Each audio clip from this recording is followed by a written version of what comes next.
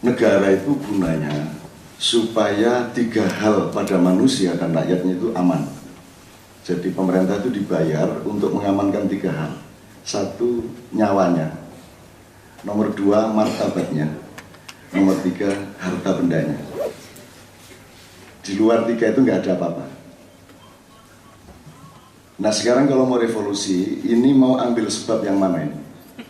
Banyak nyawa hilang, apa martabat hancur lebur, apa karena harta benda terlalu banyak dicuri? Ketiga-tiganya. Tapi ini masing-masing akan memberi output yang berbeda pada skala prioritas dan akurasi-akurasi strategisnya agak berbeda. Kalau pertimbangannya harta benda, ya seperti reformasi saja, bilang sama Soeharto, ini jangan nyuri sendirian, saya juga pengen nyuri. Maka sekarang jadi Soeharto semua seluruh Indonesia. Nah jadi yang mana martabat? Kalau soal martabat, ayo. Karena kita sudah tidak punya martabat.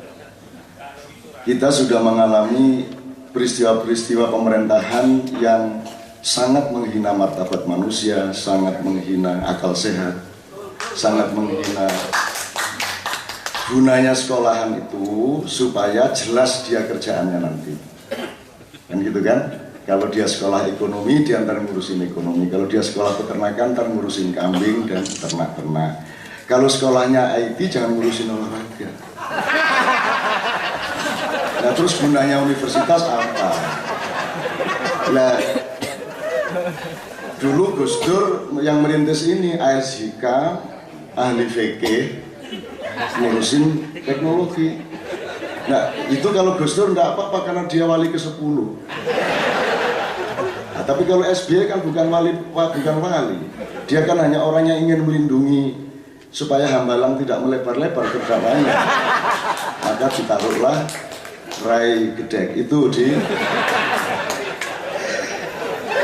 Memang saya sudah bilang bahasa sehari-hari ya, saya baca aja daripada saya, karena tiap hari saya ngomong sama orang-orang biasa, jadi kalau sama aktivis saya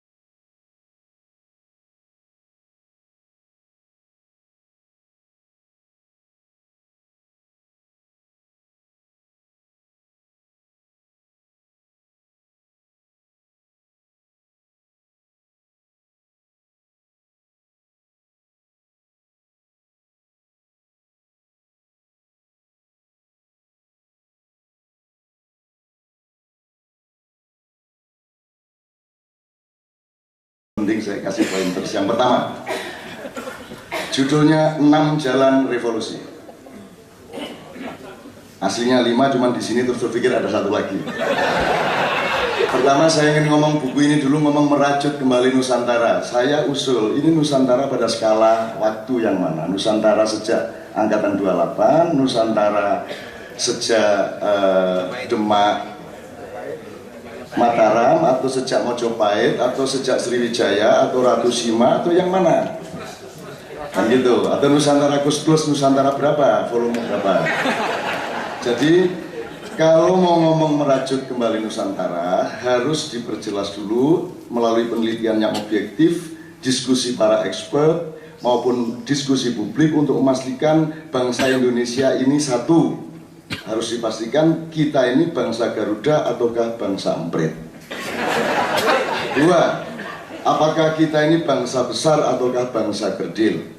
Yang jelas, sebab kebangkitan orang besar berbeda dengan kebangkitan orang kerdil. Kebangkitan ayam berbeda dengan kebangkitan burung.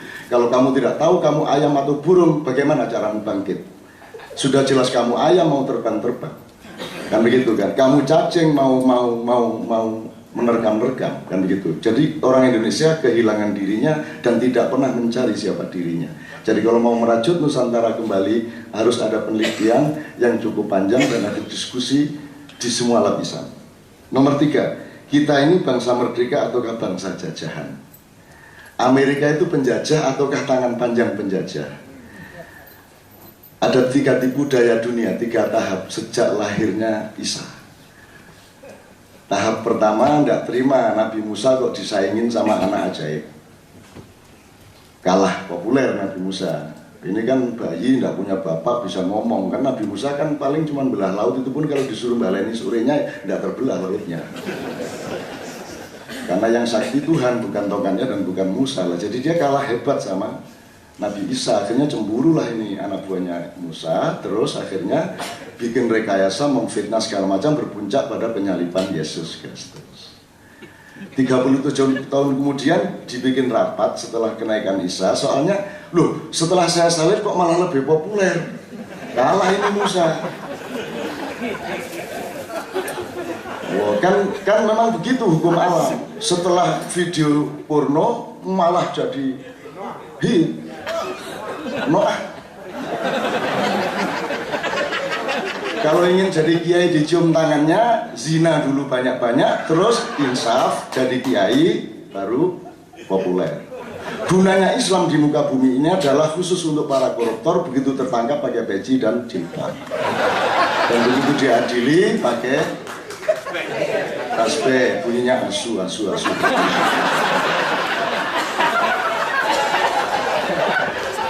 Guyon ini dadang kafir liberal ini gimana? Oke, saya akan setia pada ini. Bangsa merdeka atau bangsa jajahan. Nomor 4, kita ini bangsa setua apa? Kita ini lebih muda dari orang Yahudi, apa kakeknya orang Yahudi? Kalau Yahudi suka menipu, apa tidak benar bahwa kita lebih pandai menipu? Sepandai-pandai Yahudi menipu, masih lebih pandai kita, karena mereka hanya cucu kita. Karena kita lebih tua dari Nabi Ibrahim. Kita adalah anaknya Nabi Nuh ketika istrinya dirasuki iblis. Hamil jadi kita. Maka kelakuan kita campuran malaikat dengan iblis. Ini kalau tidak percaya silakan selidiki. Kamu tidak akan punya bahan, hanya aku yang punya bahan. Nah jadi Nusantara yang mana, Bu? Oke, saya maksudnya yang penting kan orang kompak ya. Tapi kan boleh dong orang dikasih gede hatinya. Kamu itu dulu turunan ini. Apa ini hubungannya sama Atlantis, Sundaland, ya toh? Sundawiwitan, Inkamaya. Ataukah bangsa Indonesia, bangsa Nusantara adalah hibrida gagal produk? Jadi ini campuran makhluk bermacam-macam yang agak kurang sempurna produksinya. Akhirnya gini, milih presiden dilihat gantengnya, gitu kan. Semua menteri juga manis-manis, ganteng-ganteng. Dan banyak parameter lain. Saya baca aja, saya berkepanjangan kalau gini. Apakah bangsa Nusantara hari ini terserah siapapun asal usulnya, terserah dia bangsa besar atau tidak? Tidak peduli dia turunan tekek, apa turunan Nabi Adam, apa turunan Homo sapien, Homo erectus, atau Homo seksual. Apakah mereka sanggup berevolusi? Kalau melihat kondisi objektif NKRI hari ini, satu, dilihat kinerja pemerintah dan mental pejabatnya. Dua, filosofi kebangsaan dan konstitusi kenegaraannya. Nomor tiga, semakin terkikisnya martabat dan harga diri bangsa dan manusia Indonesia. Nomor empat, tidak berlakunya akal sehat politik dan rendahnya moral pengelolaan negara yang sampai ke tingkat serendah-rendahnya. Kalau kata Tuhan, ulaika kal an'am bal hum adall. Nah, sebagai kiai sedikit-sedikit saya keluarkan. Ulaika kal an'am artinya mereka sudah seperti hewan, bahkan lebih hina daripada itu. Nomor 5, berdasarkan terlalu banyaknya harta benda rakyat dan negara yang dirampok oleh kekuatan asing serta dimalingi oleh pengurus-pengurusnya sendiri, maka urgensi revolusi 100%.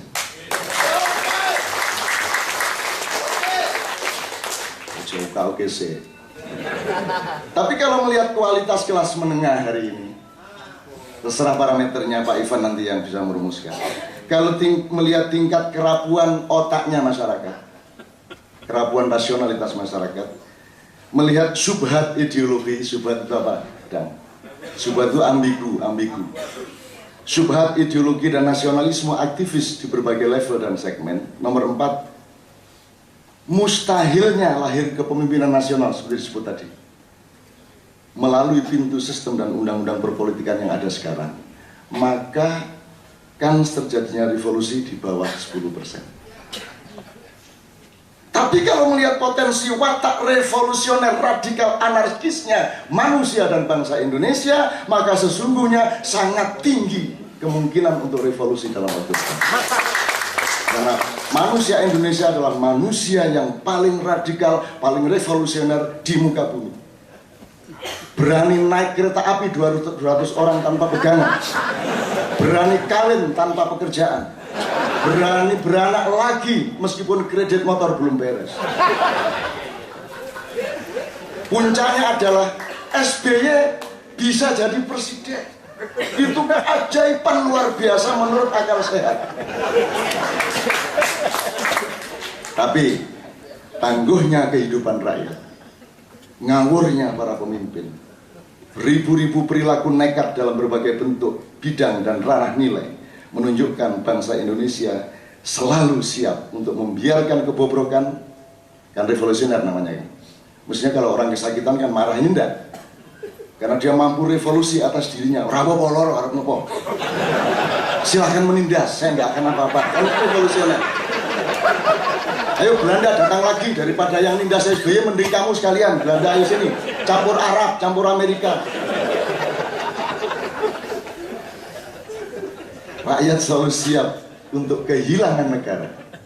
Jangan dipikir kalau negara Indonesia bubar tahun 2015 katanya akan jadi 17 negara bagian terus rakyatnya sedih. Nggak. Rakyat Indonesia tuh nggak peduli ada negara atau tidak. Wong kerjanya negara cuma ngerepotin hidup mereka. Begitu bubar negara, syukuran istighosah sama siapa? Rakyat kok. Tuhan kaget, loh kok gitu? Saya salah bikin ini bahasa Indonesia. Dulu Gus Dur yang Tuhan bingung, saya dulu bikinnya nggak gitu loh. Sekarang saya Indonesia, Tuhan bingung loh, aku dulu bikinnya nggak gini. Ini mesti ada subversi iblis ini. Akhirnya Tuhan nyari iblis nggak ketemu sampai hari ini. Padahal di Cikeas ya.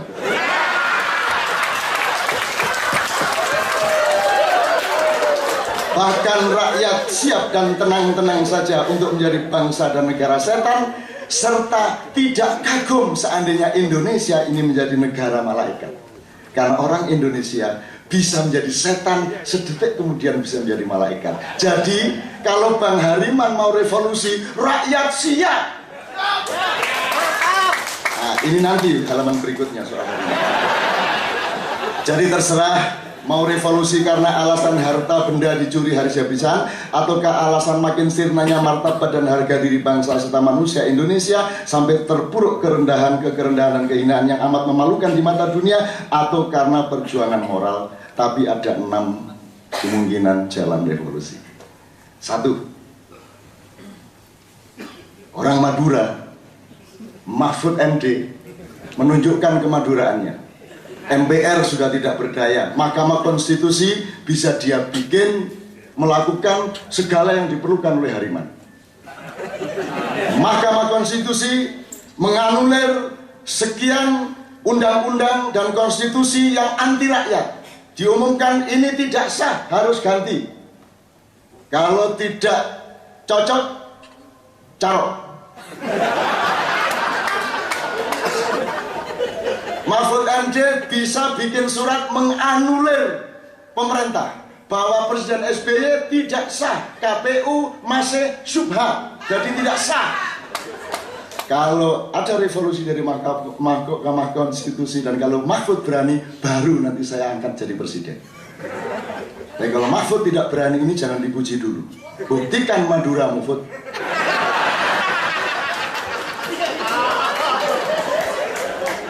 Orang Madura itu ijazahnya palsu saja dia bisa pertahankan terhadap KPK. Kalau ijazah saya ada palsu, kata si bupati, saya jadi gubernur. Tuhan saja dilawan sama orang Madura. Tuhan memberi terbakar rumah gara-gara dia rakus waktu jadi nelayan. Terus dia bilang sama Tuhan, Tuhan, masalah laut kenapa dibawa-bawa ke darat?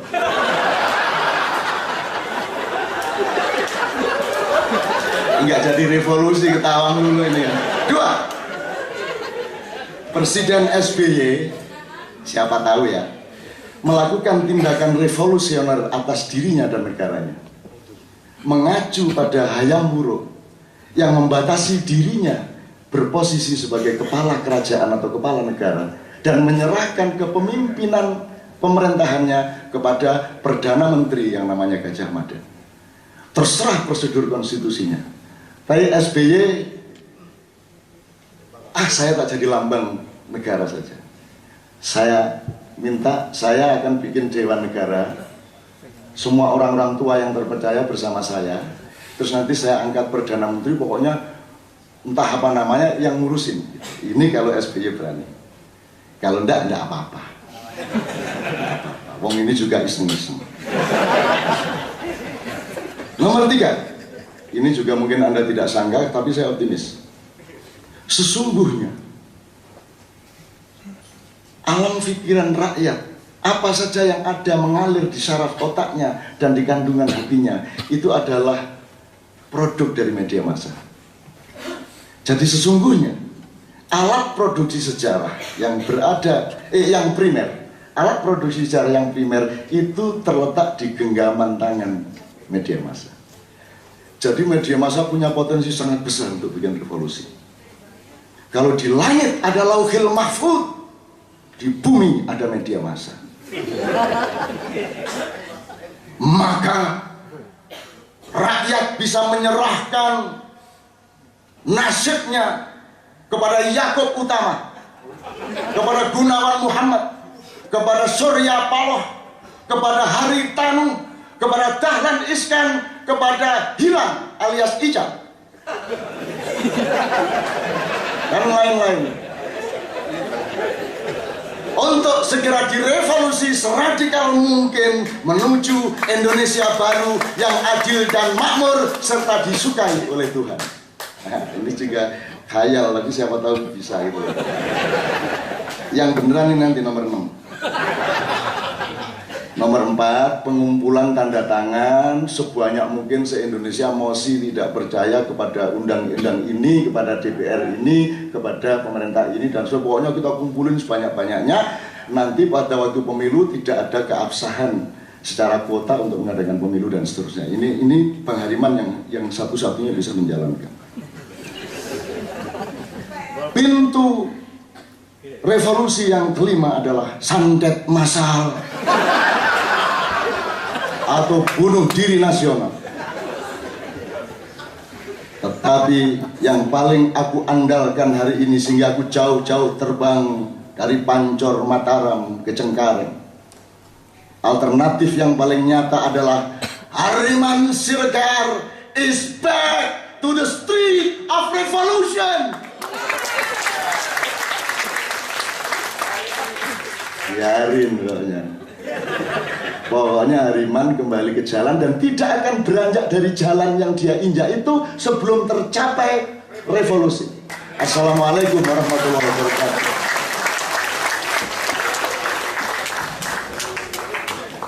Terima kasih Cak Nun. Tidak ada komentar lain saya kira kecuali luar biasa memang Cak Nun ini kalau berorasi. Silakan selanjutnya kita lanjutkan kembali paparan ini dengan Bang Marwan Batubara yang akan bicara.